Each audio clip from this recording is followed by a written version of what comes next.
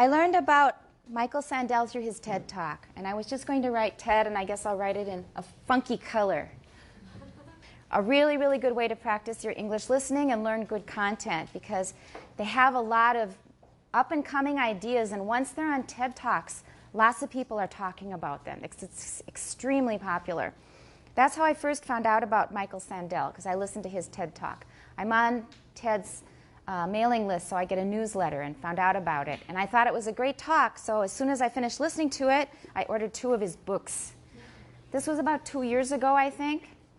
And I ordered them because I thought it would be good for freshman English. He has a lot of moral dilemmas that he discusses, and the whole process of trying to decide when you have a moral dilemma. That's what the whole thing is about.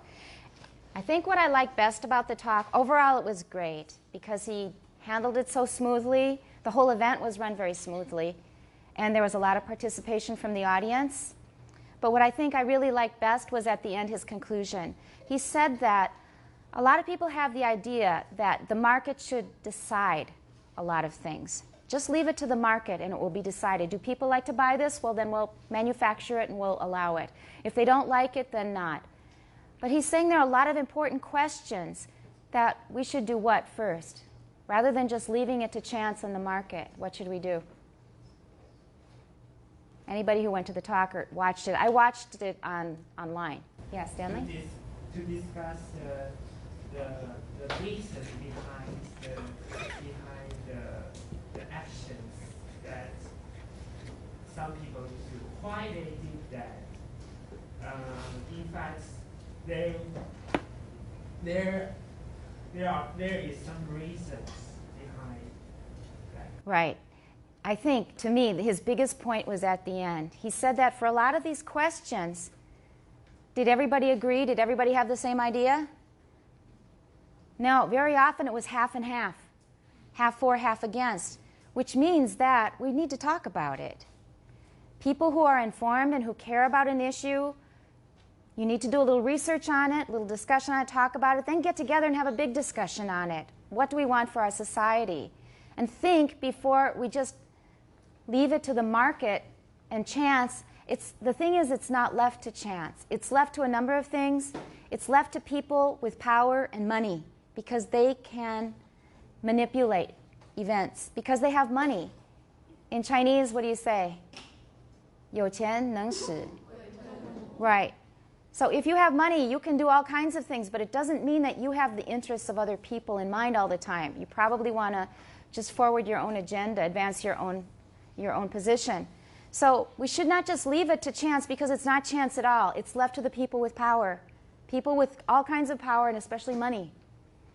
So we need to get together and think about things carefully, discuss them. A lot of things we can't think ourselves. We can't think of ourselves because we have too many blind spots. But in the process of discussing something, a lot of things will come up. You'll think, well, gee, I never thought about that. And then when we've really discussed it thoroughly, thought about it, then we make our decision. It seems that would be a much more informed way of proceeding, rather than just letting whoever has motivation and money and power take over the decision for us. So I'll pass the books around. This is book sharing, because it just came up last night. I didn't know about the talk till about 2 hours before the talk. Is Professor Thompson, Kirill Thompson, he said, Karen, you used to work at the GIO. Can you get tickets? And I said, no, I don't have any connection there, and I don't think they would help me anyway. We found out there were no tickets available at all. And I said there were 0 empty seats, but my student in freshman English said there was 1 empty seat. Next to him, he said there was 1 empty seat. So it was thousands of people, I'm sure, thousands of people, and it was a great event. So I'll just share with you the books. Justice, What's the Right Thing to Do? And Justice, a Reader. So have a look. I think these are very easy to get in Taipei. So if you're interested, you might consider getting them. I wouldn't bother with the library, because at least 9 people are in line waiting to borrow the book. You will never get it. So you might as well just buy your own copy or get it from somebody. If you have an e-reader, you can get an electronic copy, whatever. So I just wanted to mention that first. I think Wendy performed admirably. She did a really good job. It was such a surprise, a very pleasant surprise. It was great. And another thing that we observed, Wendy and I were just talking, is that a lot of the people who have the courage and confidence to stand up and talk, what kind of background do they have? Besides being from China.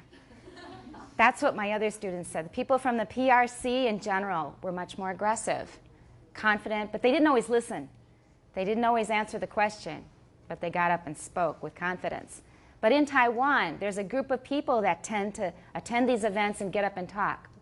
Which people are they? Louder, Wendy? People who participate in the Model United Nations. Have you heard of that? What's it called in Chinese? Yeah. So I have noticed that, not just recently, over many years. Some of my students who are the most engaged, involved, and who like to speak up, they have been members of the Model United Nations. That's a good way to train yourself because you need to interact with people in English. You have to, or otherwise you're just out of the picture. Everybody ignores you, right? Okay, and so this is not totally off topic for all of you here who are learning English, who are majoring in English. This is one way to give yourself motivation because it seems to me it boils down to motivation. With my freshman English class this year, I've been doing different things. But I still have the same problem of they're doing what I assigned because I assigned it, and they do it reluctantly because they don't like people telling them what to do. That's the way we all are, right? We don't like being forced to do things. So in the end, a lot of the things were things that I chose, and they do it, but it's just schoolwork. However, when you start to give people choices, they do something because they like it, because they think it's useful to them, they're usually much more engaged. So these people in the Model United Nations, they chose to do it, and they find that if they want to get any attention or if they want to be successful at all, they have to stand up, be brave, be confident, and use English. And you train yourself quite quickly, I think.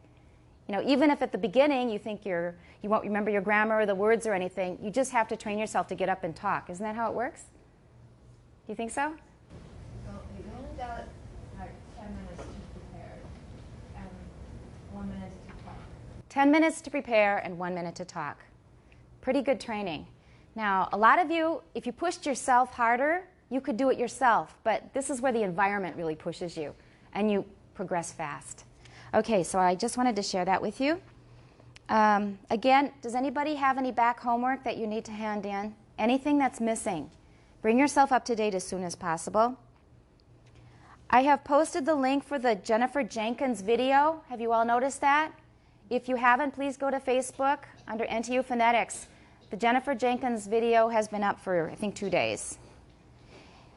In addition, I asked you about the neutral tone in the Southern Ming dialect. Did you do your research on that? Okay.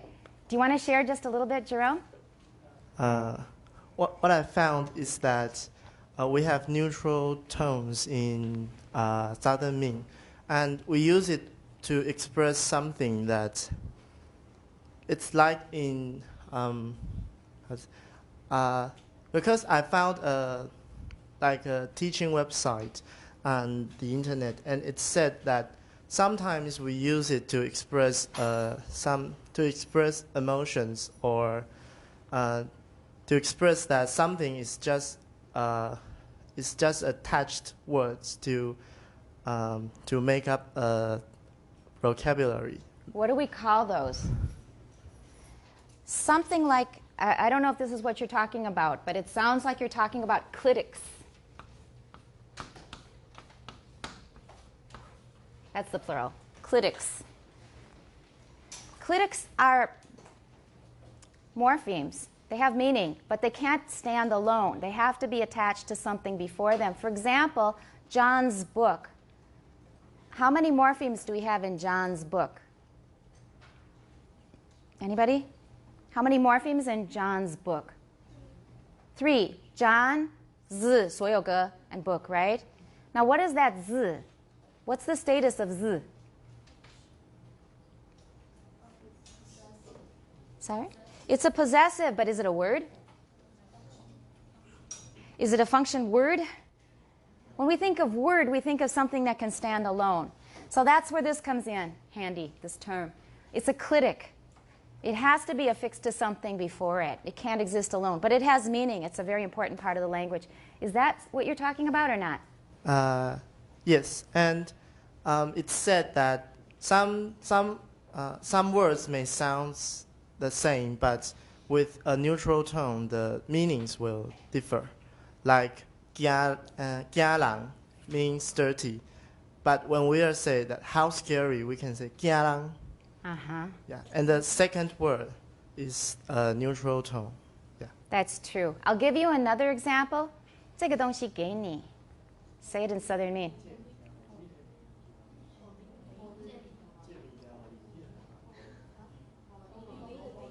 是不是好利? Is that right? Are you sure? How good is your Southern Maine? Who has pretty strong Southern Maine? Someone from the central or southern part of Taiwan would be preferable. How about 这里面要好利?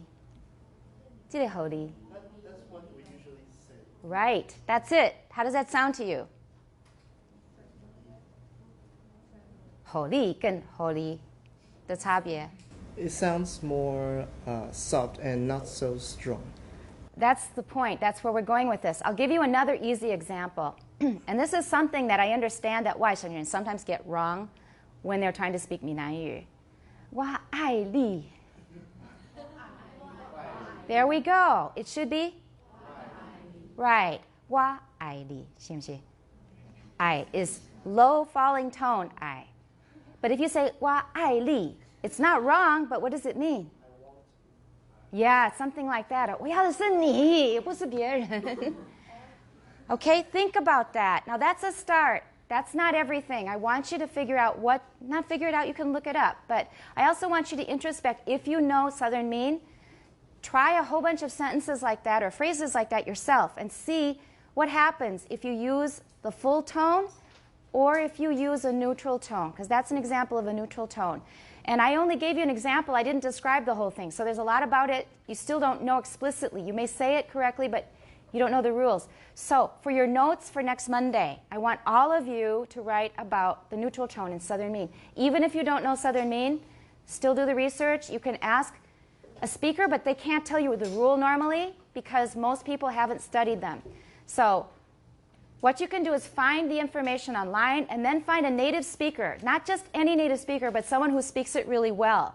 Not who says something like, 姓林的林是怎么念的呢? 姓林. How about the rest of you? 双木林, 姓林. How do you say it in Southern Maine? Same as Mandarin or any different?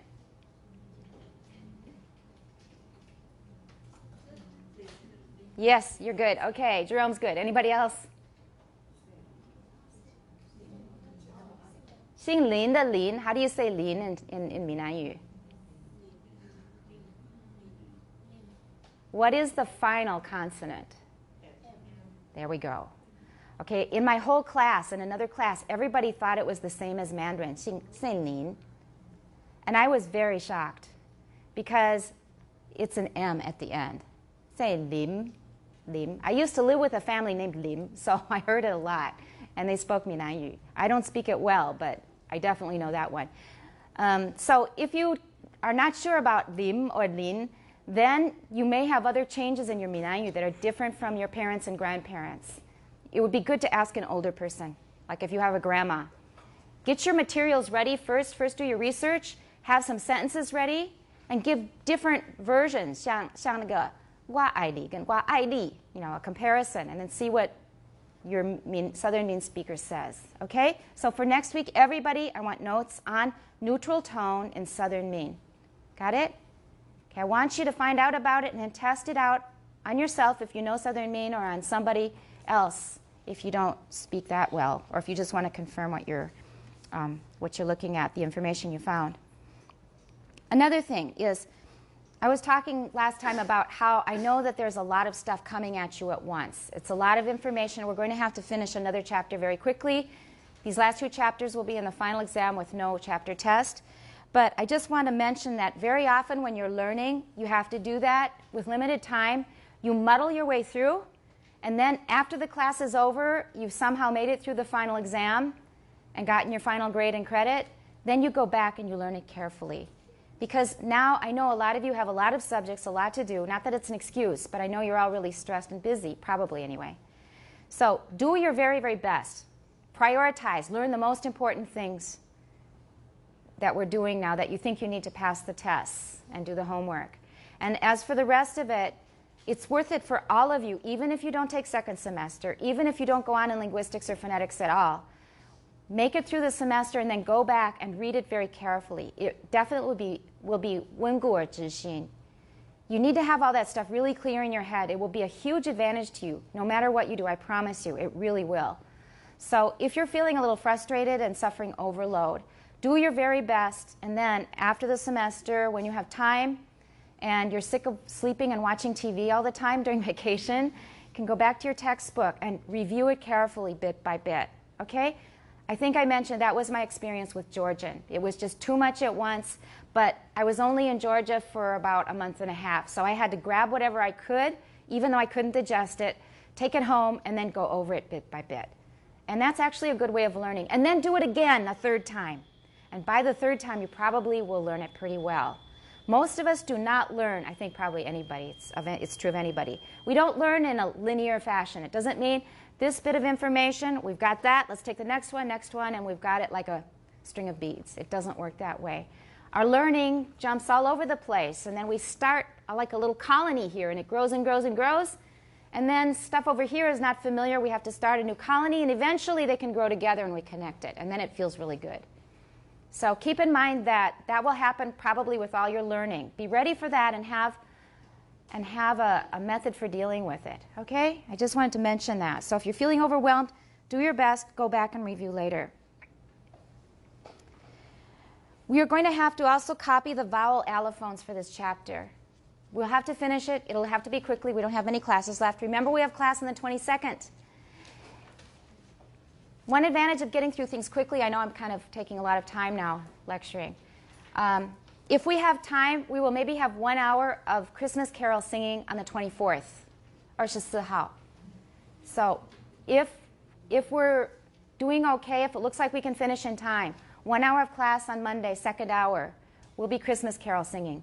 Unless we're panicking and we don't have time, then we'll cancel it. But I think you would prefer to have the singing, right? I think it'd be fun because we'll try some unusual languages you maybe haven't had contact with before.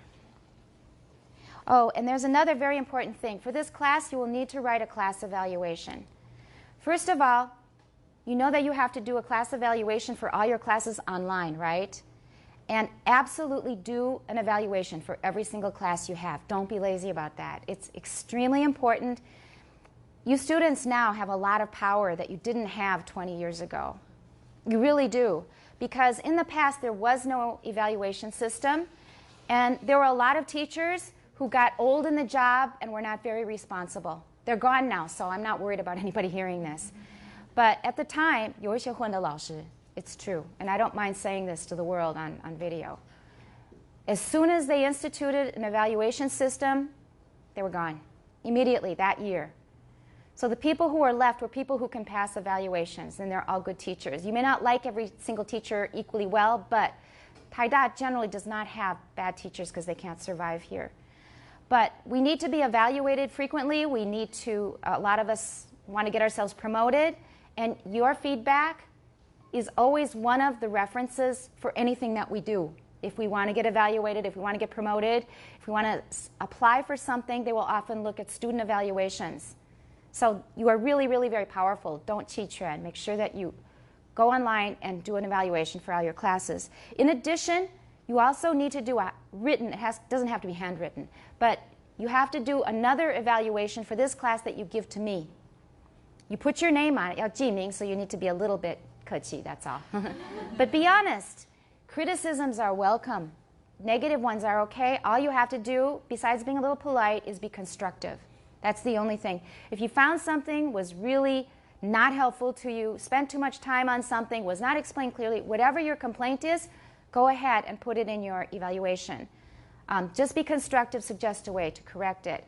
And I will tell you how to structure your evaluation now. You need to take notes.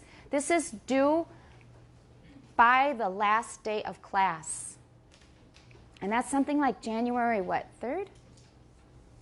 What is our last day of class? 2nd? January 2nd. Okay. And you need to turn it into a PDF file and email it to my account, to Karchong. Okay? This is what you need to put in it.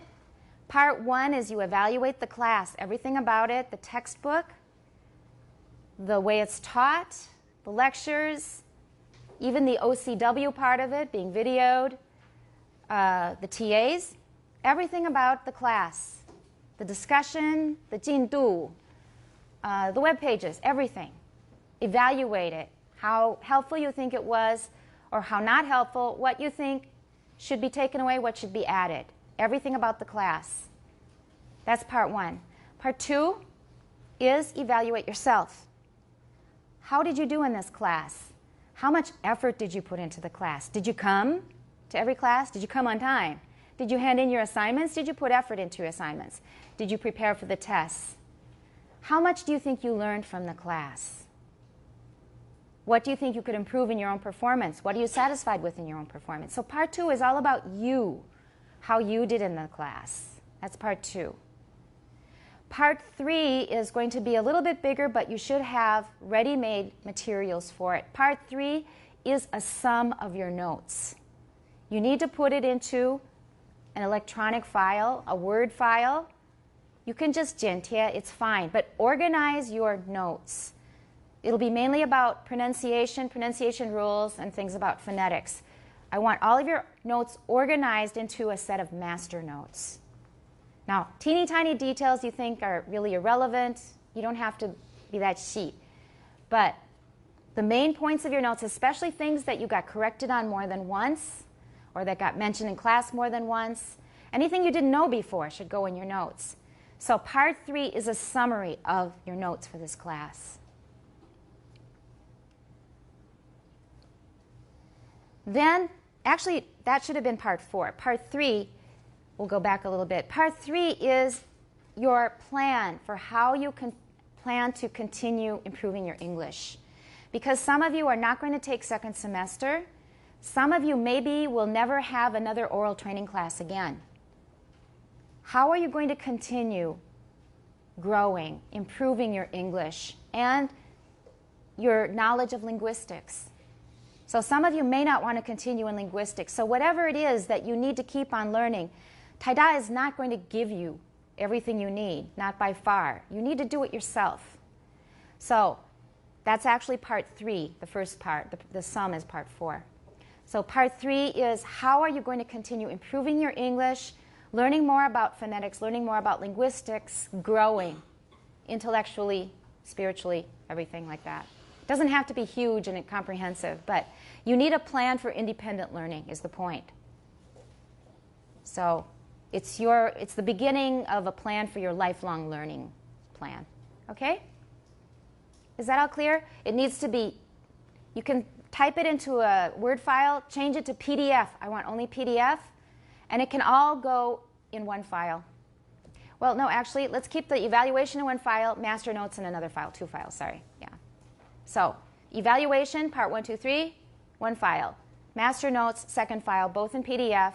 So send me an email with a nice little note. Here are my evaluation and my master notes, my summary of my classroom notes, my class notes. Okay? Do you remember the recording you did way at the beginning of the semester? Okay, you still have it, I hope, right? I want you to, this is another part. You need to add this. You need to add this. Okay, you need to listen to your file again and write another 感想.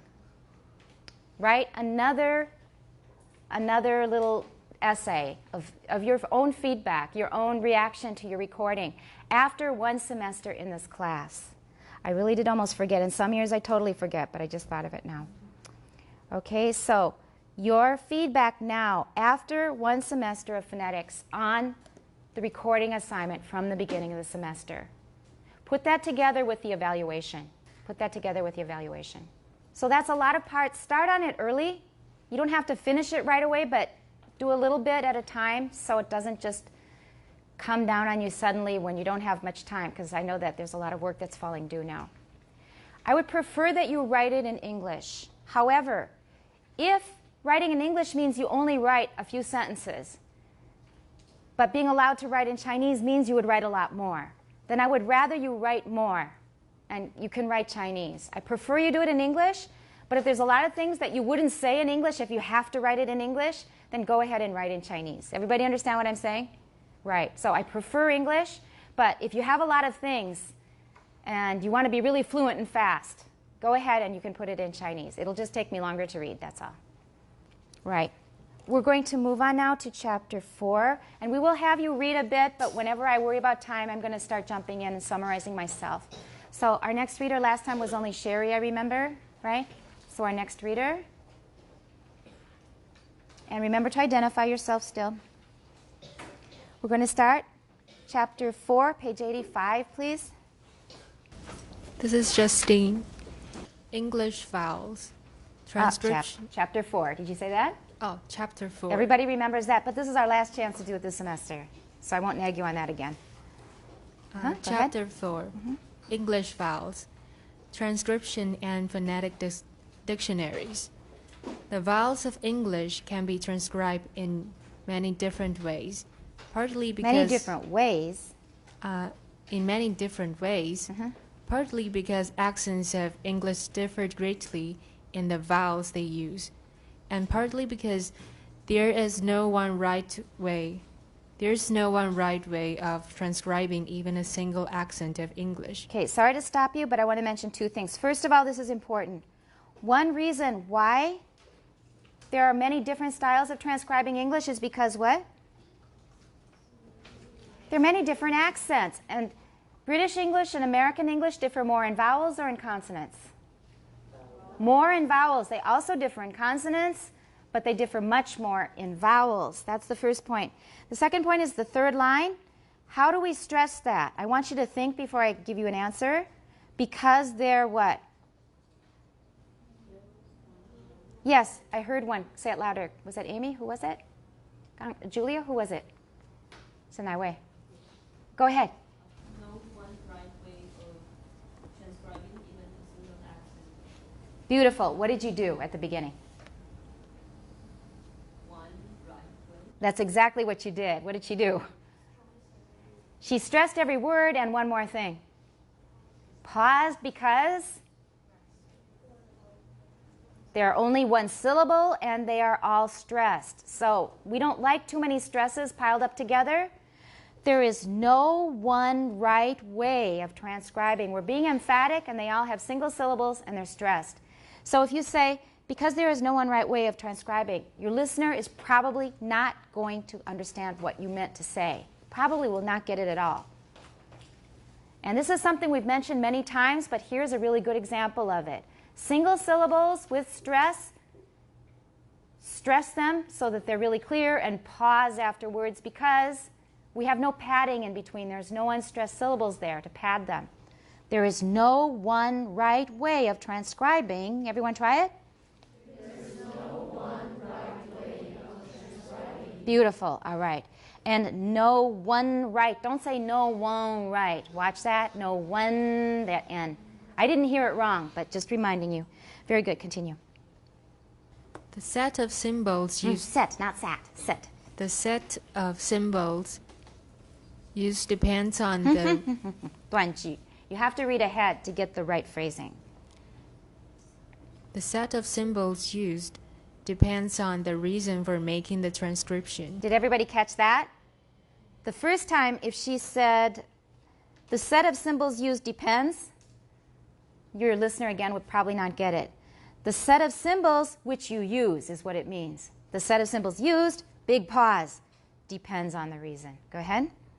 If one is aiming to reduce English to the smallest possible set of symbols, Right. then sheep and ship, Luke, Sheep and ship. sheep and ship, Luke and look, Luke, And- same thing, same pattern. Try again. Luke and look, Luke and look.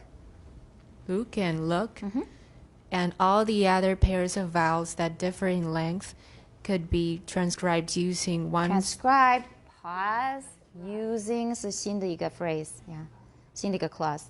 Could be transcribed using one symbol per pair plus a length mark. One symbol per pair, plus 等于是个连接词, right? It means and. So remember to pause before prepositions and conjunctions, okay? As sheep, sheep. Sheep, ship. Sheep, ship. Look, look. All right, what are they doing here? They're using one symbol. We talked about this earlier, right? So for I, you can use just one symbol. This is E, and this is I. We can use the same symbol. That's what they do in the DJ, Daniel Jones system. And same with, actually these are supposed to be triangles, but we just use colons. For U, length, and no length mark. And how do we say length? Let's review. Length. Good? Okay. In this way, one could reduce the number of vowel symbols considerably, but at the expense of making the reader. Once more, expense 后面那个 s 可以变 voice 吗？ At the expense of. But at the expense of making the reader remember that the vowel pairs that differed by the use of the length differed by the use of the length mark also differed in quality. Very good. That's enough. All right. So we can reduce the number of symbols and make it a more economical system, but we pay a price. We pay a price for it. What is that price?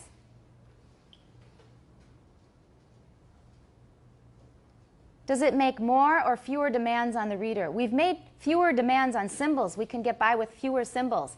We don't need the symbol I, and we don't need the symbol U. We don't need these two symbols because we can just add a length mark to the other corresponding symbol, right? So we're making fewer demands on the number of symbols, right? We're using fewer symbols, but how about the reader? Are we making more or fewer demands on the reader? Because how are we making more demands on the reader? If we use this system, if we use this system, how is that making more demands on the reader?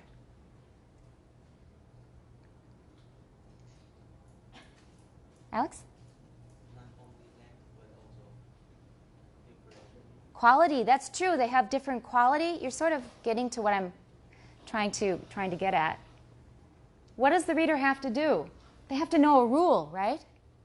If you learn just this and this as separate symbols, you don't have to relate the two to each other. You don't have to think that these are basically the same sound, but two versions of it. This one is higher, it's longer, it's got a different quality here. This one's shorter and lower, right? We don't really have to relate these two symbols to each other, even though they do sort of look alike. But we don't have to have the idea that they are related, closely related. But this system forces you to put these into a pair that is closely related. And you have to learn a rule that turns I into E. Because just following your previous habit from learning KK, what would you probably do when you saw this? You'd say E, and then you'd see this, and you go, E, right? But that's not the only difference. This is E, and this is actually I.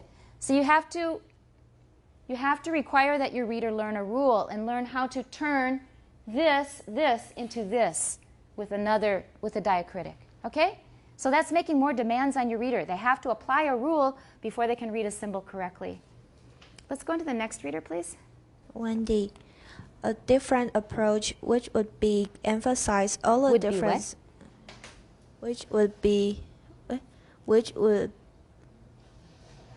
A different approach which be to emphasize. Okay, this time the two was correct, but your would was sloppy. One more time. Would be to emphasize all the differences between English vowels. Between and. Between right. English vowels. This would require noting that both length and quality difference occur. Quality what? Quality differences occur. Yes. Making sheep the preferable transcription. Okay, stop for a minute. He says now that E and I is preferable. because what? Gets back to what Alex was saying. He says that under certain conditions, this is a preferable transcription because why, Alex? They can directly separate. That's right. We think of the quality difference and not just the length difference. This one suggests that length is the only difference, but this one reminds us that they also have a quality difference. Okay?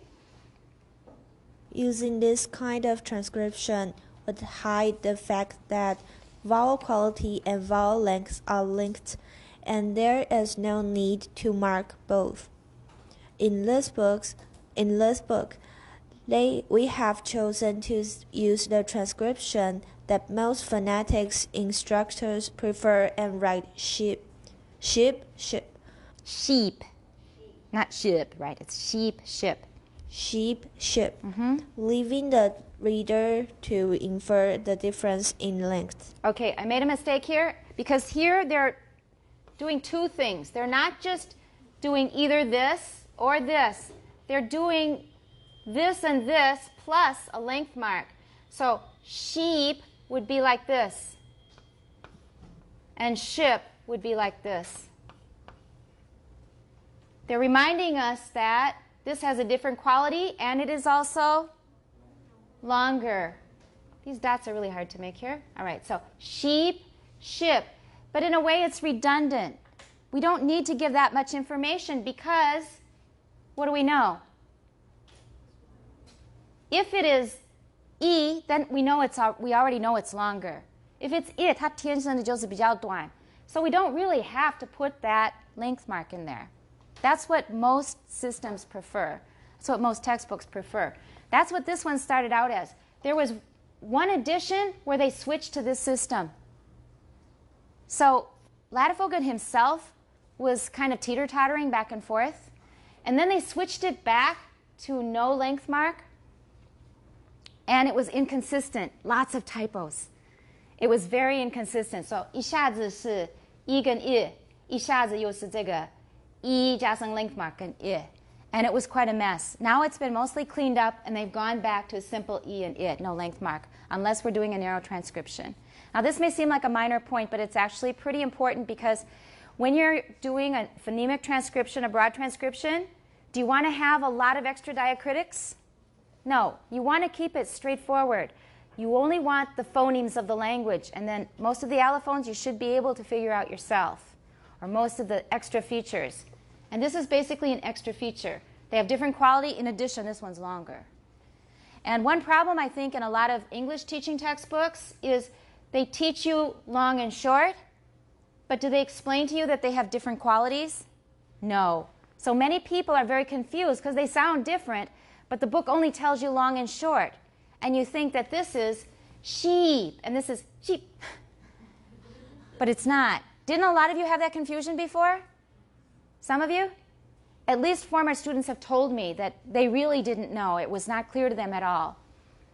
So whatever you do, it's a trade-off. You're going to win some and lose some. Maybe you'll make it more economical, but you'll make it a little harder to read, or you won't show relationships between sounds, etc. So the point of this paragraph is you have many choices. When you're transcribing any language, you always have choices. You have to decide what your purpose is and then choose a suitable transcription style. You may want to mark extra length or you may not, depending on your purpose. All right, we finished that paragraph. Next one, please. Next reader. Yumi. Using this simple style of transcription, which was introduced in Chapter 2, carries a small penalty. There are some widely accepted reference books. Widely what? Widely accepted. Accepted. How do you know it's reference accepted? books. Because you got caught the first time, so you tried something else. Do you know the rule? Do you remember the rule? Everybody, pay attention. Write it down if you still don't remember. Can you just kind of shout out the rule? When we add ed, when do we get an extra syllable? If the 词干 ends with t or d. Everybody please remember that for the rest of your life. We've been over it many times. The article that I just finished for 师德 has this rule in it. I haven't given it to you yet. 就是刚好被润完了. Just today actually I got their email. Finally the editor says yes, we agree now. She made some changes, I made some changes back, and she said okay. That just happened today. So that article, maybe I will post it on NTU Phonetics. Please go to Facebook and look for it. I'll post it there. But it's very pre-publication. 那是明年3月的文章. Remember that if it ends with T or D, add ud, an extra syllable. What's the other rule? Other two rules? If it ends with a voiceless sound, then add t. If it ends with a voiced sound, add right? Please remember that. That's a really basic rule. For plurals, make sure you know the rule as well. For plurals, voiceless becomes s. Voiced becomes z, like beads. And then finally, which ones need uz, a separate syllable added? If it ends with a, we don't call it a strident. Sibilant, 四音, right? 最后一个音, if it is s, z, sh, zh, ch, ch, then we add uz. If you don't remember that rule, please review it because those two are very, very, very basic. Okay, go on. Not exactly this style.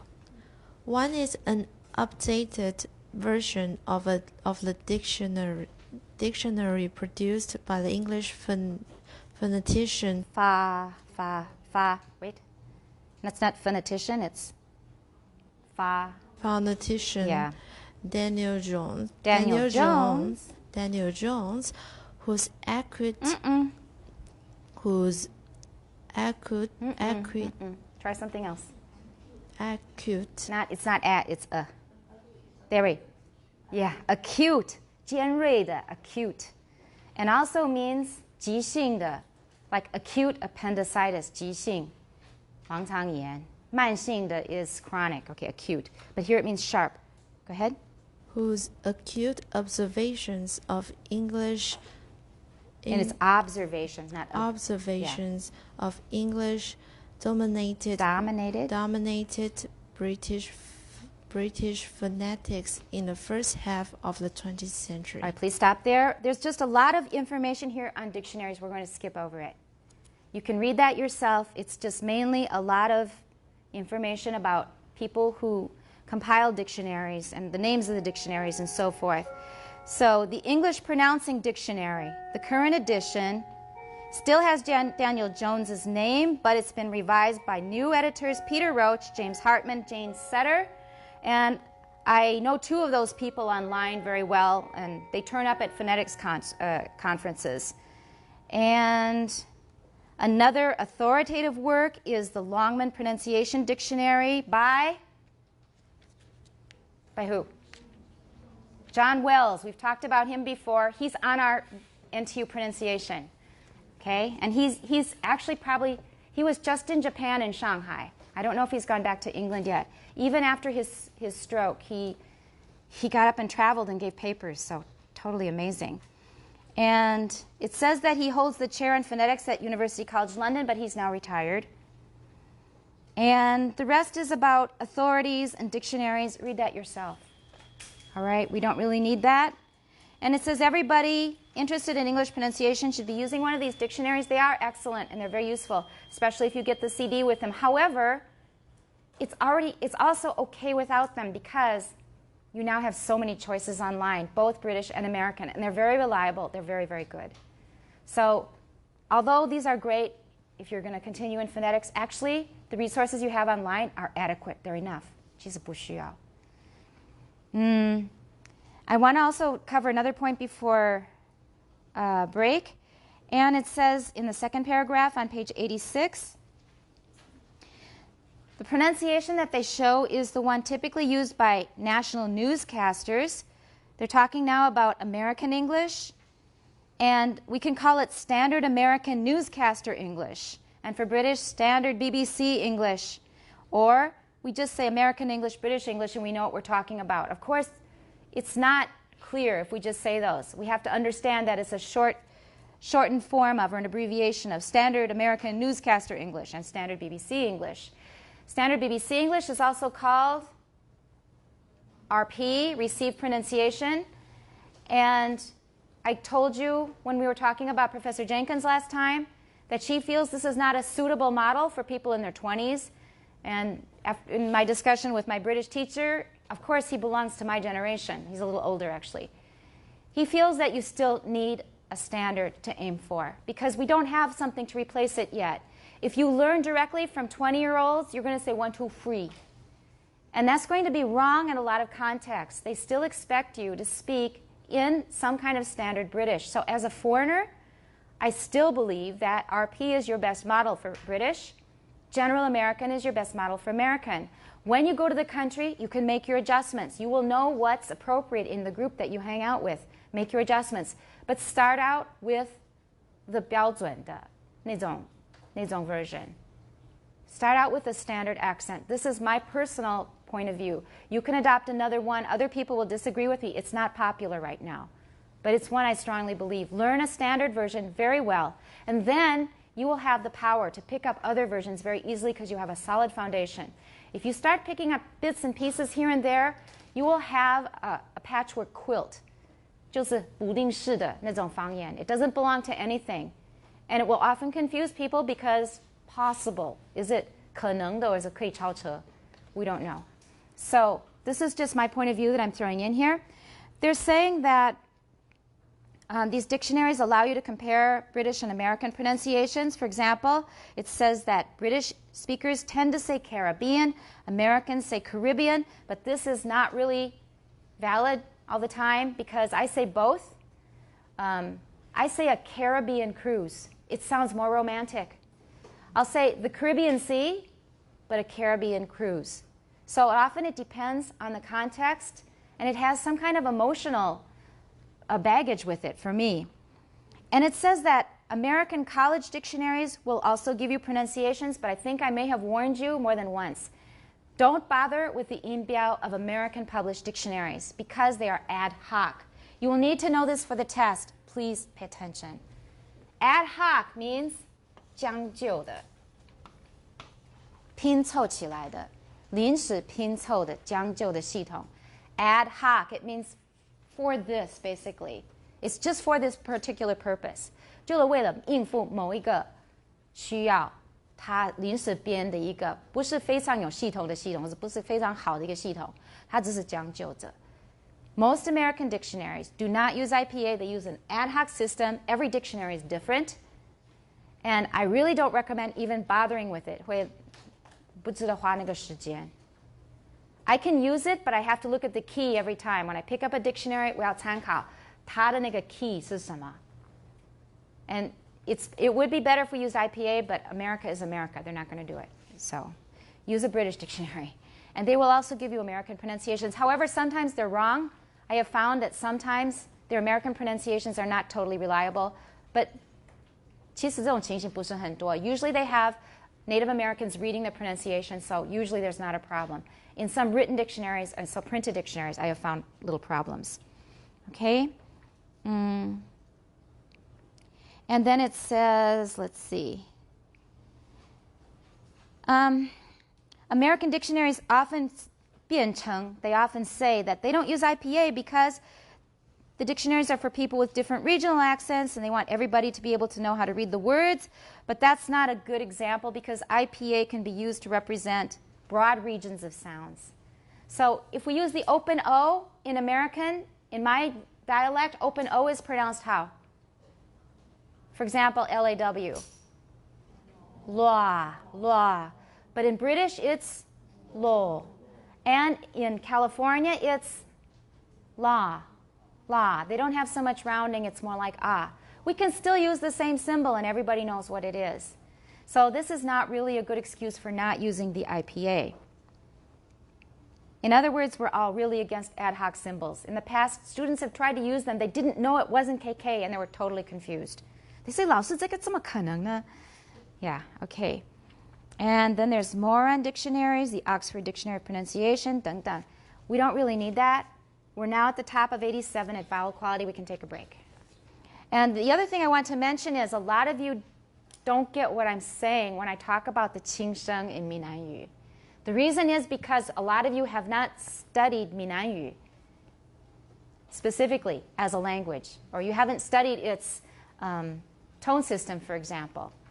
And it's very, very interesting. Mandarin has one of the simplest tone systems among the Han dialects. 就是汉语方言里面 the Mandarin that we speak as the national language in both mainland China and Taiwan, it has one of the simplest systems. There is a system even simpler with only 3 tones. 也有只有3个声调的方言，也是在北方。But Mandarin is one of the simplest. And another reason Mandarin was chosen is because for centuries it has been the language of government and culture. So there are a lot of good reasons why Mandarin was chosen. It really is easier to learn. Some dialects are devilishly complicated. If you want to learn the tone system, for example, of 那个闽北话, forget it. It's just crazy. A specialist in 闽语方言的专家, he said, 不要去碰那个闽北方言，不要去碰，太复杂了。So that's one reason we did not choose 福州话 as the 国语. It's very complex. We don't need all that complexity. For a language you want everybody to speak, no matter what their home dialect is. You want something that's fairly easy to learn. And Mandarin is honestly quite easy to learn compared to a lot of these. So you're familiar with Mandarin, but you haven't received the same conscious training in 闽南语, most of you. Some of you have. Jerome, how do you know what you know? I read them on the internet and from my father. From your father? Yeah, because my father has a dictionary of Taiwanese. Okay. Yeah, and I like to read such kind of dictionary because it brings me lots of fun. You're pretty lucky, actually, that you have a father like that who's interested in that. I have about 8 dictionaries of Taiwanese. I have a lot. I've collected them over the years. I've stopped recently. But I have a lot of very thick dictionaries of 闽南语. And I studied it. There's a course that I use. It's one of the best language courses I've taken for any language. It's called Simply Taiwanese. And it was put out by the Marino Fathers. 绝版了. So Marino, those are the publishers. They're 是一个天主教神父的一个组织 Marino. You can find the book in the library. If you're interested, go to the library and look for it. It's called Simply Taiwanese. There are 3 volumes, and there are a lot of kasha luin dai with it. I've got them at home. Next semester, we'll probably do some ji in 闽南语. We haven't done Mandarin yet. 我也要挤进去了 before the end of the semester. 就做一点点那个国语的 IPA 的那个记音的那个练习. But this is one of the best language courses I've taken for any language. It's very, very well done. I used to listen to it on the way to the 新闻局. 我N年前在新闻局，就在路上，在公车上，我会听，然后看课本。I read the textbook at home and listened to the tapes on the way. So if you want to know how it works, this series, the 3 books, explain it very, very clearly. And in order to understand the neutral tone, you first have to understand the Taiwanese tone system. And if you don't know it, you should learn it. You are Taiwanese, right? Everybody here, except for me.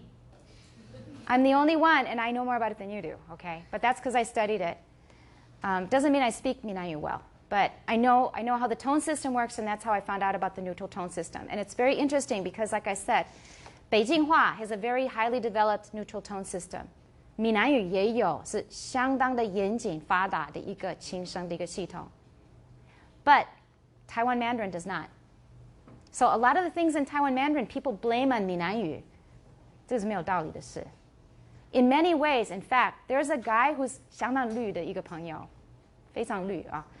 He has written a whole article about the similarities between 北京话 and 闽南语，就是台湾的华语反而就是比较奇怪。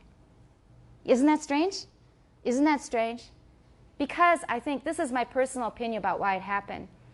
北京话 and 闽南语, they are both natural languages. They're just the way people speak. Now for us, 国语是稍微有一点生硬，有点正式。But for people from Beijing, 那是最土的一种说话的方式 is 北京话. So their language grew up naturally, and then the 轻声 developed naturally. We say that Beijing Mandarin has a trochaic rhythm. Trochaic. If you know that from literature, trochaic? Anybody know? Yeah. You remember from 大英文? Good for you. Good， 他是外系的大英文，他还知道哎，好棒。OK， 好，哒哒哒哒哒哒 ，just like 胳膊、萝卜。That's trochaic， 前面很清楚，后面是轻声。哒哒哒哒。We say that Beijing Mandarin has a trochaic rhythm. Taiwan Mandarin, does it have a trochaic rhythm? 萝卜、胳膊。No, Taiwan Mandarin does not have a trochaic rhythm. This is Beijing Mandarin. Taiwan Mandarin has not really been satisfactorily analyzed. Is it a syllable time language? Is it a stress time language? I want you to think about that. I have my own personal answer to this. That's another thing to put in your notes with the Minaiyu. I want you to think about it. And this is when you just have to introspect about yourself. You're all native speakers of Mandarin. Maybe you learned Minaiyu first, but you're all native speakers of Mandarin. I want you to put it in your notes. Assignment. You now know what stress-timed and syllable-timed is, right? English is what? Stress or syllable-timed? Like ding-dong bell, but killed the mice in his father's barn, right? That's an example of a stress-timed language. And syllable-time means each syllable 差不多等长, like French. Now, is Mandarin more stress-timed or is it more syllable-timed? I want you to think about that. Put it in your notes for Monday. And I'll write it down so I remember to check. Okay? I want you to think about it. And the answer is not very 单纯. I have my own answer. People are still doing research on it. So they found it is also not so straightforward. I want you to think about it. What's your 判断 as a speaker of Mandarin? You can listen to Mandarin everywhere and be an excellent judge because your 敏感度 is perfect. So I want you to think about, would you classify Taiwan Mandarin more as a syllable time language or as a stress time language, and why? Give us proof. Give us an example why you think so. Okay? Anyway, what I was saying, that if you want to be able to do this assignment that I've just given you, finding out about the Qingsheng and Minaiyu, the first thing you need to know is Minaiyu 的声调系统.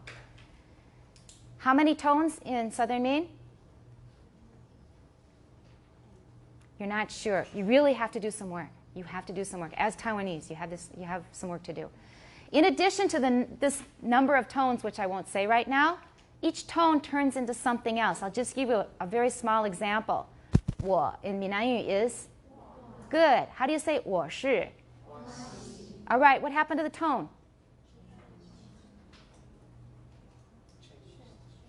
Okay, Jerome, I know you know. Let's see if the rest of people know. Yeah. 哇, right? 哇. And then 哇西. What happened? Yeah, it changed. Try another tone and see what happens. Let's try 喝东西的喝. Okay, now say 喝茶. Okay. And then try that with lots of words. Okay? 滴. Right. You do it. That's your job. Find out. You'll find the information online easily. Every tone turns into another tone. What is the rule? Under what circumstances? Oh, we're giving an explanation. But I'm saying under what circumstances? 什么情况它会变? 闽南语是什么情况之下那个原来的声调会变另外一个声调？刚刚那个例子你可以推理出来。Okay, you need to find that out too. We call that tone sandhi. When a tone changes into another tone in a certain environment, that's called a tone sandhi. 这是梵文的一个字。By the way, 不是梵文，是梵文哦。A lot of people say it with the wrong tone. Tone sandhi. Just like in Mandarin, what do we have? What's the most common tone sandhi in Mandarin? 两个三声，第一个变二声. All right, that's the one you know about because they teach it in school. But these other ones they don't teach you about. So Minaiyu is full of tone sandhi. Under what circumstances does a tone turn into a different tone? Okay, do your research. It's well worth it. 真的很值得.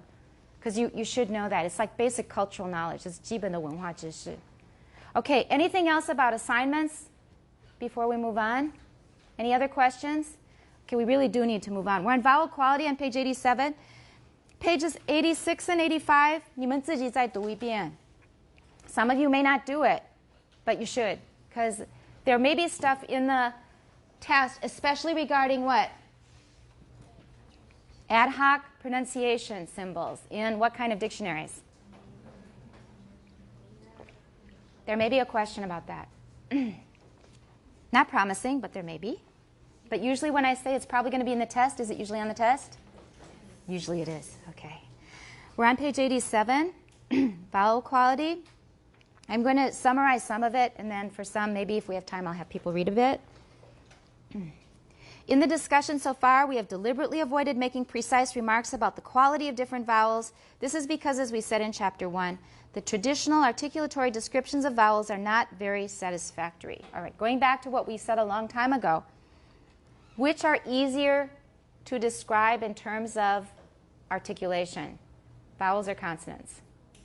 Consonants are much easier to describe. Bilabial, nasal, easy. But as for E, what's the difference between E and I? It's much harder because we can't show you exactly what to do with your tongue, where to put it. Because what you do is different from what somebody else does. 就看他自己的生理构造，会不一样. All we need to do is get a certain sound quality. That's what we're after with vowels. Try asking people who know as much about phonetics as you do to describe where the tongue is at the beginning of the vowel in boy, which is o. Oi. Where is your tongue? O. 描述得出来吗? It's 悬在那边 somewhere, right? O. Oi. We know now that it's a bit back, but to say exactly where it is so someone else can produce the same vowel just by your description is really difficult. You'll get a variety of responses if you do this. Can you describe where your own tongue is? It's difficult to describe the tongue position of a vowel in one's own speech, and that's what I really felt early on in phonetics. 我刚开始学那个 phonetics 的时候是1976年吧，那个时候我就觉得 vowels 真的很麻烦，我抓不出来。就是抓不到它到底在哪里. Very often, people can only repeat what the books have told them. And that's not just true of vowels. It's true of all learning. A lot of our learning, we're just repeating what the books have told us. And I feel that strongly, having been in English education so long in Taiwan. What people know often came from books, but they don't apply what they know. And very often, what they learn from books is no longer used. 已经变了. For example, I'd better take an umbrella lest it rain. Everybody seems to learn lest, 这个说法, but nobody says lest in English. But it's still in the textbooks, at least some of them. Maybe now they're changing it. My point is that often the stuff in textbooks is dead. It's dead. Nobody has really tried it out because instead of putting it in practice, it's just theory to be used for what? What happens to a lot of the dead knowledge in your textbooks here in Taiwan? It's not just Taiwan, of course. There's a lot of dead knowledge. It's already changed, or maybe it's true, but the teacher himself or herself doesn't know how to apply it. For example, compound stress. Did some of you learn compound stress in school a little bit? No, not at all. Some students say they learned a rule once, one day, and then they never paid attention to it after that. So some things you learn the theory of. The theory is correct, but does it get applied? Doesn't get used. So a lot of times what we're doing in our education system, in all kinds of 学问, we're just mouthing, we're just parroting stuff that we've seen in books. And where did the books get it? From the previous edition. And where did the previous edition get it? From 上古时代, right? So it's come down to us. A lot of it is out of date. It's untested. It is not put into practice. A lot of the knowledge in books is dead, either inaccurate or not applied. And one thing that I really, really want you to take away from this class is all of this stuff is applied. It's for application. It's not just to be dead knowledge for books. It all applies to English, all of it. Okay? Let's see. It says that it's quite easy for a book to build up a set of terms that are not really descriptive, but are in fact only labels. Because we don't apply these things, we'll say that, oh, this is compound stress, or this is a high vowel, that's a back vowel. But we don't really know what our tongue is doing. So 我们这是贴上, we could just as well call it 1, 2, 3, 4, or A, B, C, D, 一样. 因为那些标签其实没有内涵. They only serve to identify or to distinguish one from another, right? So He's saying that of a lot of our learning, and especially in phonetics. They're just 标签.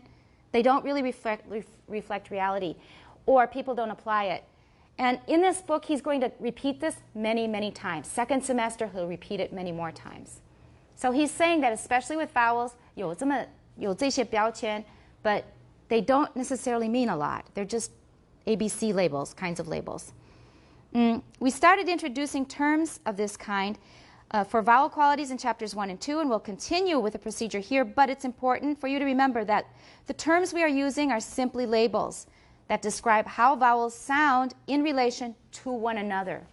They're just used to distinguish one vowel from another. In addition, their relative value is usually correct, but they don't tell us about the absolute values.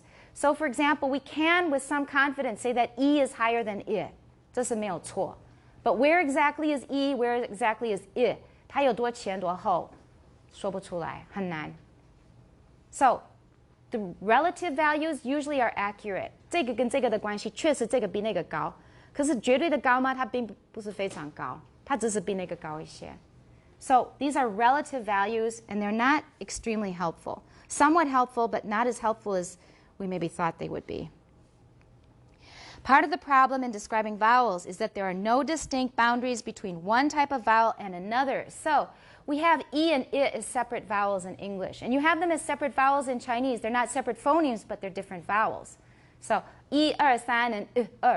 They have different functions for you, right? You can hear them perfectly clearly. 也可以模仿，虽然是同一个 phoneme. But those are still two different subsets. They're two different variations, two different allophones, actually, of E. But in between E and I, for example, 是有无限多, there's an infinite number of points between them, right? Like you learn in calculus, an infinite number of points between these 2 points. So E takes a long time to get to I. And all of those sounds in between are potential vowels. Maybe exactly one of those points is the target vowel for another language. So it doesn't mean that E and I are set in stone. They just happen to be the vowels we use in one variety of English. Everything in between them is another possibility. Any place you put your tongue in your mouth, practically, is a potential vowel. Okay? That's what they're saying here. When talking about consonants, the categories are much more distinct. A sound may be a stop or a fricative, or a sequence of the two. If it's a sequence of the two, we call it an affricate, right? Stop plus a fricative, an affricate. But it cannot be halfway between a stop and a fricative. Now, is that totally true? We can have a stop that's slowly turning into a fricative. It's sort of possible. But it's probably going to get classified as one or the other, because normally a stop, put, cut off. That's a stop. If it's put, now it's starting to turn into a fricative. So it's not really normal to have something between a stop and a fricative for a consonant. So usually it's one or the other. Even fricative to approximant, we have a definition. We don't hear what? With an approximant, what do we not hear when? Like with y, we don't hear turbulence or friction, that's right. With y, unless it is voiceless. So we hear kind of do, but we don't really hear friction. But with, now we can hear the friction. So we have a definition for distinguishing between fricatives and approximants, which are actually very similar in how they're articulated. Okay? Vowels are different. It's perfectly possible to make a vowel that is halfway between a high vowel and a mid vowel, which we just discussed. In theory, it is possible to make a word at any specified distance between any two other vowels in order to appreciate the fact that vowel sounds form a continuum. 一个, excuse me. You can call it a 连续体 or 延续体. I call it a 延续的延续体. A continuum. Try gliding from one vowel to another. Let's just do it from a and then go to e. So slowly start with a very low front vowel, a, and go very, very slowly up to e. And listen to all the sounds in between a and e. Let's start now with a. Go.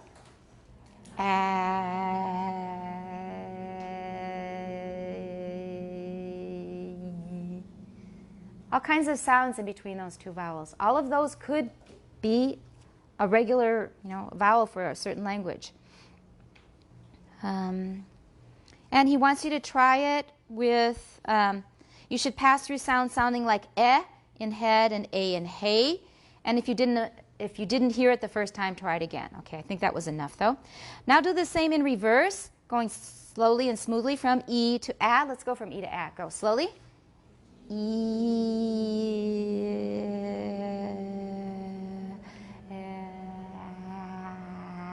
Okay, very good. Take as long as possible over the in-between sounds. You should learn to stop at any point in this continuum so that you can make, for example, a vowel like as in head, but slightly closer to a. Let's try, and that's really easy for Taiwanese because you do it all the time. When you're supposed to say you actually say something like bet, sounds like bat, and I keep going like this. Whenever I go like this, that means you've gone too much in the direction of a. So bet, some you say bat, then I say put your hand up here, bet. Right, but it's a possible vowel. I don't like it for English because that's not what we do, but it's a possible vowel. Okay? Next, try going from a in front, it's a low front vowel, to a in the back, a low back vowel. From a to a, try.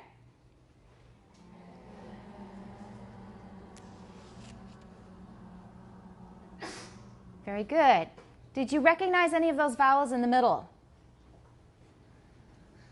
He says you probably won't because English does not really have any monophthongs in the middle, but we have some diphthongs like I and ow. They start somewhere in the middle between a and ah. So the beginning of a couple diphthongs in English, maybe if you were really looking for it, you could hear them. Some forms of Scottish English, for example, do not distinguish between the vowels in these words or between cam and com. And I had a really wonderful example of it. It's in the Shitingguan. I didn't bring it. But if you listen to educated Scottish English, you will hear that they do not distinguish between a and ah. So how do you think they say fuqin? I want you to say yo, H-A-V-E, yo, and fuqin. Try to say both of them with the same vowel in between because that's what Scottish people do. And so instead of have, they probably say have somewhere in the middle, and instead of father, they'll say father, have father. It's the same vowel. Okay, 我当然不标准, but I've heard a lot of Scottish English, and it's fun because they don't distinguish those two vowels. It's all at father. Okay.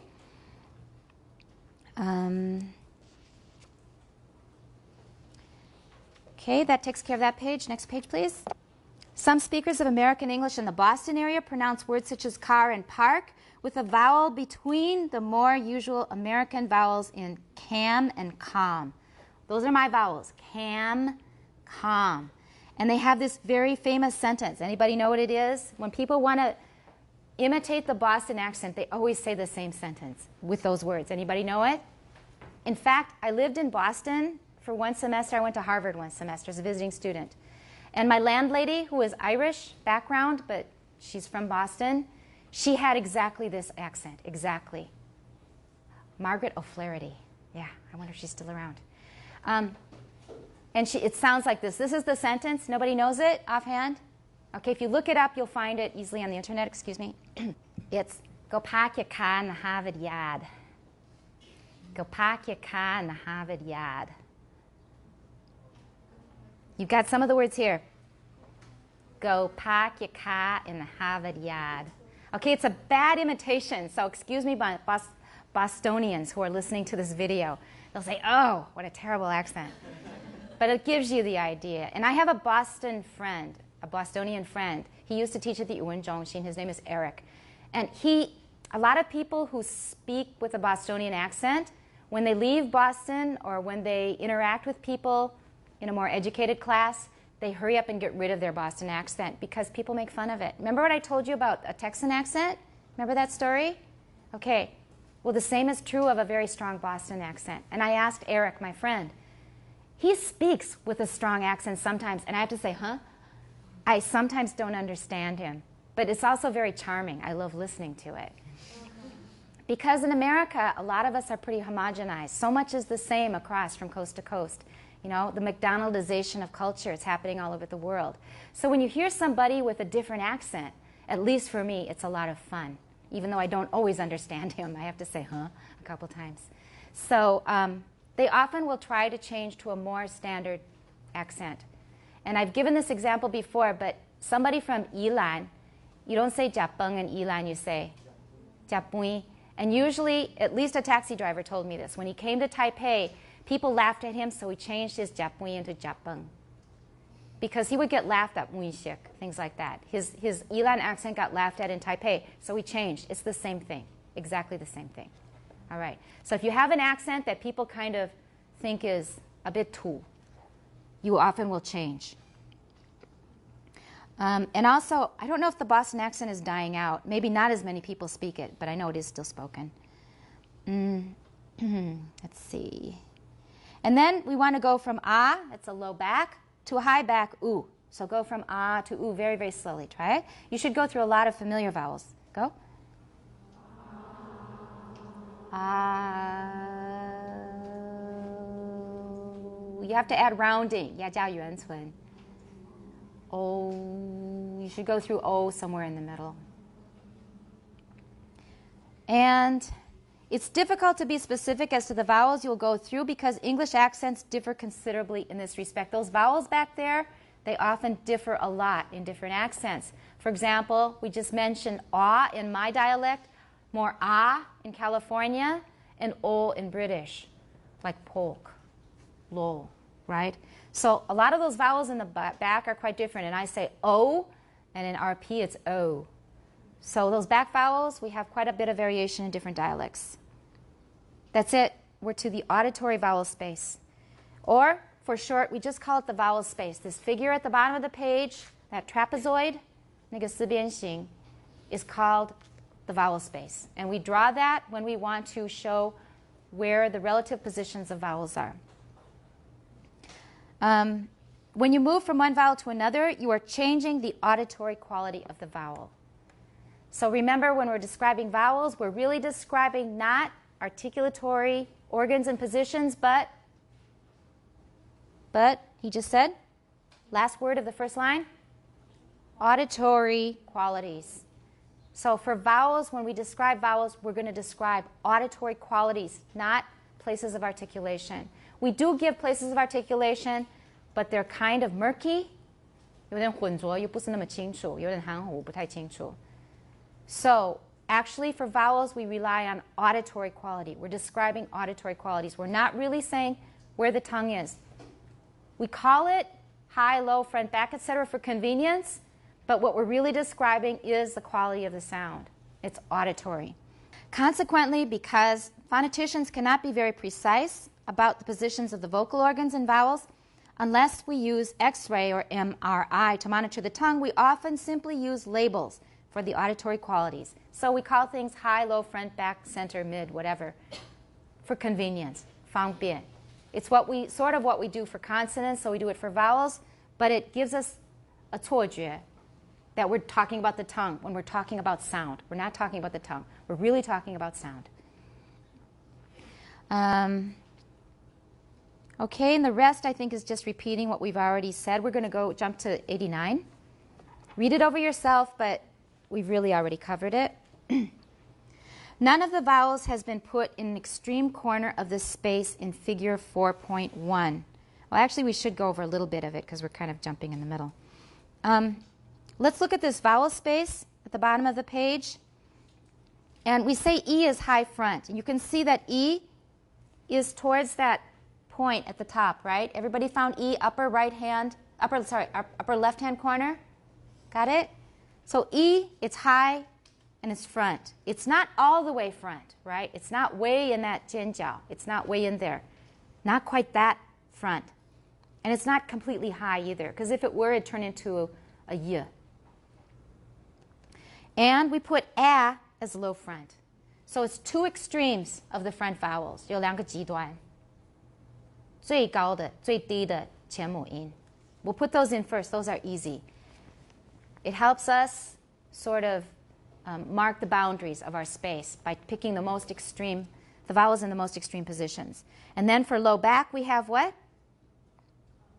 Ah, and then high back, U, which is not really very back. We could make it more back. Try to make U more back. We've done it before. Try it again. U, U, U, U. It turns almost into a dark L, like full. If you make a very, very back U, you'll get a dark L as in full, full, with no alveolar contact. Okay? So none of these vowels has been put in an extreme corner. It is possible to make vowels that are more back than U. We just did that. More front than E, etc. And so he wants you to practice that. He wants you to say, first of all, he's going to give you a little diacritic for a very back U. He's going to put a line under it.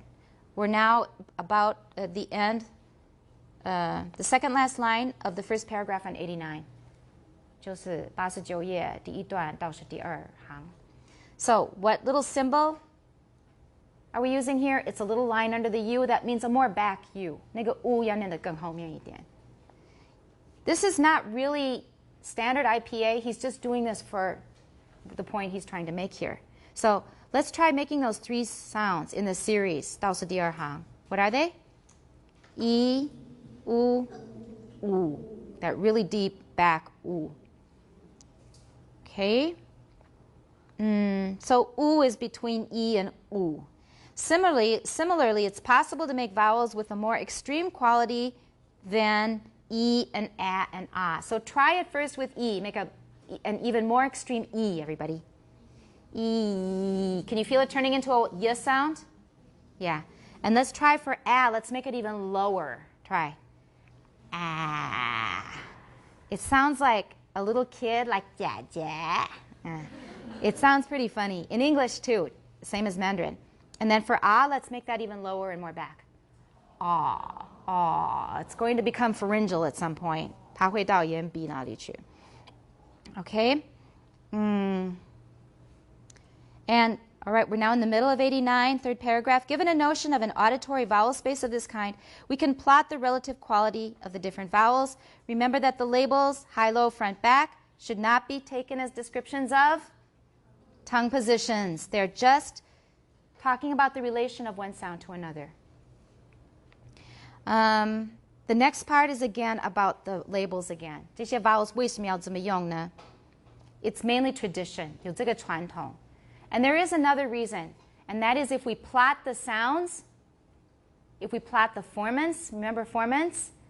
If we plot them out, we get the vowel space with the vowels spread around. 那是完全凭声音，而不是用舌头真正的位置. Okay, so that's another reason why we use them.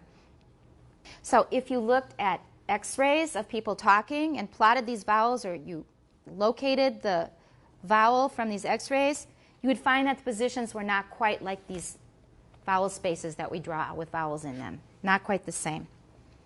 But they do have the same relationships. 它们互相之间的关系，一个比一个高，一个比一个浅，那个关系还是有，就是那个明确的位置就不一定。And sometimes linguists use the terms acute, that means sharp. Remember, we just had that, acute. And grave.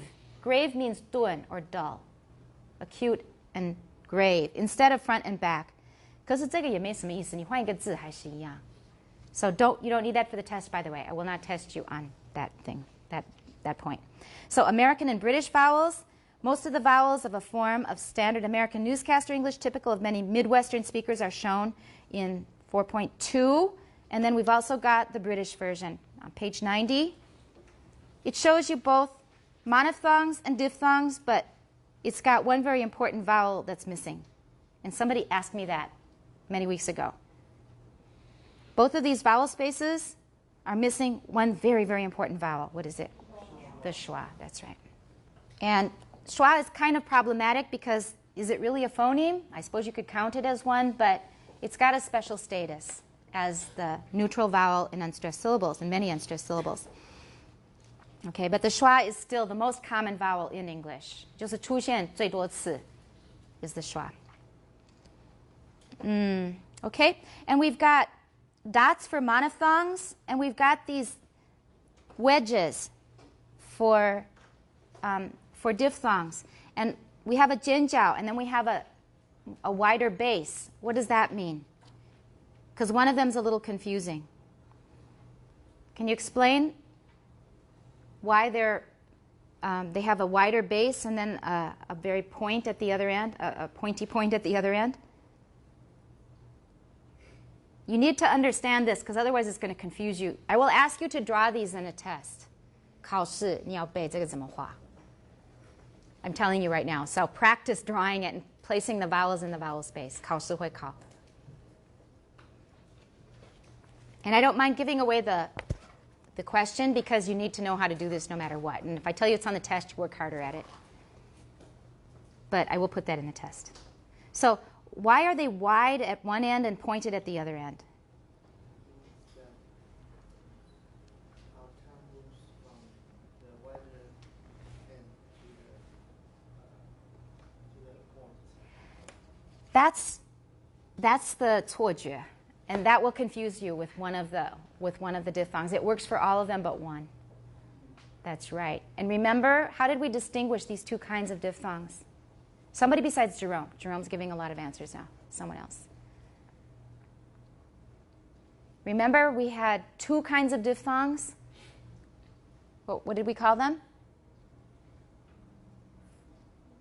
Rising and? That's easy if I've told you rising and falling. Do you remember rising and falling diphthongs? Okay, let's review that. What's the difference between a rising and a falling diphthong? In the 5 most common, well, let's see. The ones that the diphthongs that we usually think of when we think of diphthongs in English are what? I, A. Just go in the 注音符号 order. They're easy to remember that way. I, A, I, O, sorry. I, A, O, U. No, not U. U doesn't go here.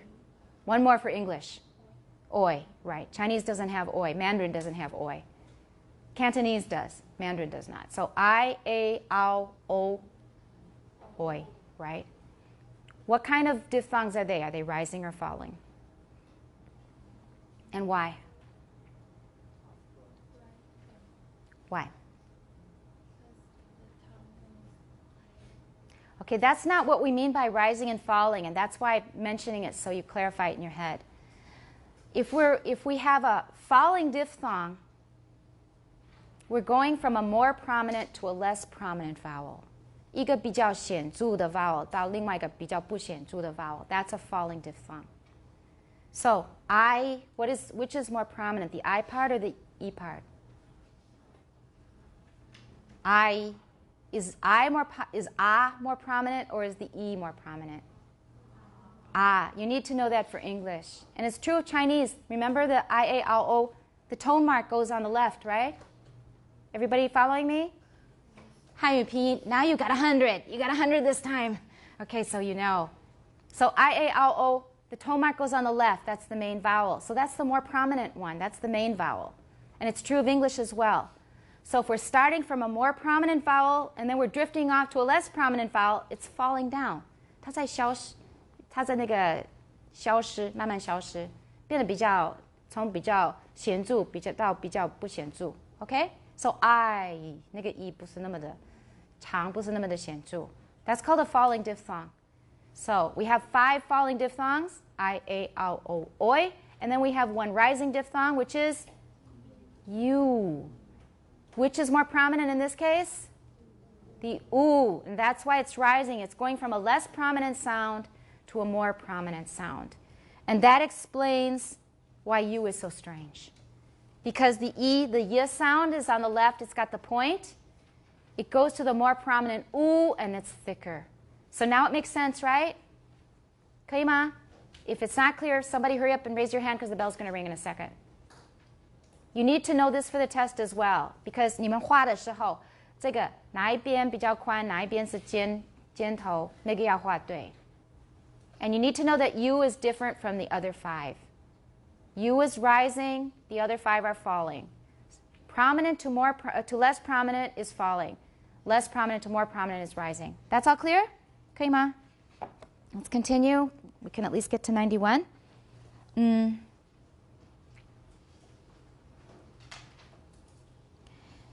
All right, and we also know that we use a special symbol for I and ow. We don't use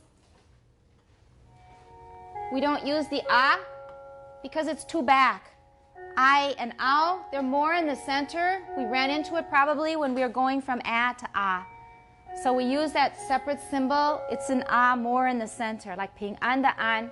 That's a good way to 定位。中文的平安的安就是 I 跟 ow 的开头的大概的位置。Did you hear? If you understood what I said, you should write it down because it's really useful.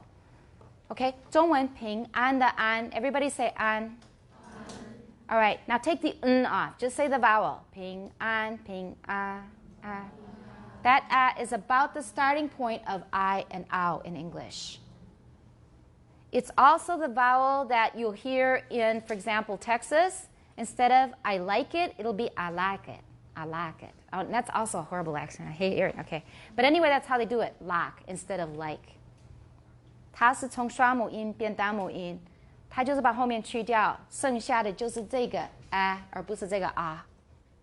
中文平安的安就让你很容易找到那个东西、那个地方、那个音。Let's finish the paragraph and then we're done.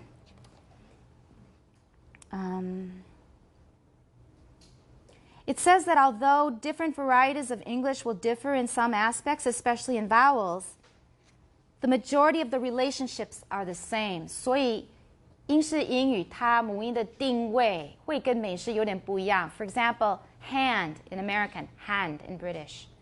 它的定位有点不一样，可是母音和母音互相之间的那个相对的关系还是一样，只是那个一个长一点或者一个高一点、低一点等等。可是互相之间的那个 relative relationship stays the same. And it says, we'll note cases in which there are substantial differences as we discuss the individual vowels. We've already talked about individual vowels, but we're going to do it again. And I expect to finish this in two more hours. 所以下一次搞不好我们就念得完. We're going really fast. And if we do, though, we will have a little time to, first of all, to sing on Christmas, and then also to go over things that you want more work on, you want to spend more time on. So I would recommend you start looking at the vowel allophones. But if you find you really don't understand it, 你如果真的看不懂，现在还不要写，因为你抄了等于白抄，因为不懂。等到你开始有点懂的时候再抄，你可以等。But 要有心理准备。You need to copy them by hand, but how many are there? They go up to page 102. How many allophonic rules are there for English vowels? Only 6. No big deal. So when you copy it, I want you to do it when you understand what's going on, not just copying letters. There's no point in that. And also, I recommend starting to do the exercises. The exercises here, actually, I want you to be exhaustive. They say, I want you to find a certain kind of phonotactic pattern. 那你要把所有的有这个 sequence 的英文字找出来. So what tool are you going to use? One look. One look is really useful. You can find just about everything there that you need. So I would recommend start looking at the allophones and look at the exercises. Maybe do some that are easy. Do the easy ones first. And then what's left won't be so bad. I think we will finish pretty quickly. We will be able to finish all 5 chapters before the end of the semester. Please review everything. You will be tested mostly on the last 2 chapters for the final exam, but I will also include material from the whole course, from the tutorials, from the web pages, from class discussions. Okay, don't feel overwhelmed. 还是课本为主, but you need to know the other stuff. And we're still going to be doing probably compound noun stress. 那个要注意，所以英语教学死角复合名词重音那篇要注意看，就是要仔细的看。I think that's it. I told you at the beginning of the class the assignments. Does anybody have any questions? TAs, do you have anything that you thought of that I forgot? We're all okay? That's it. We're done. We'll see you on Monday.